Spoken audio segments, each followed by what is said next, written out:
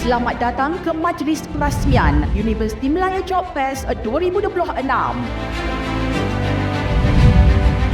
UM telah menghimpunkan lebih daripada 200 rakan industri di dalam satu program Karnival Kerjaya.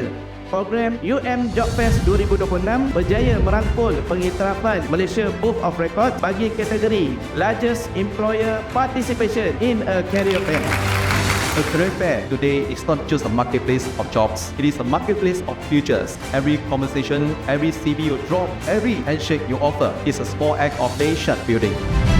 Hari ini merupakan hari Universiti Melayu yang menghantar satu mesej yang jelas kepada masa depan negara bahawa bakat Malaysia mesti dibina dengan lebih strategik. Semoga ia menjadi satu pembangkit kepada perubahan yang lebih besar.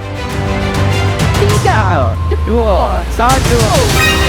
Simbolis dini perasmian ini menandakan bermulanya satu inisiatif bermakna dalam mempertemukan dunia akademia industri demi memperkasakan bakat masa depan serta meningkatkan kebolehpasaran graduan.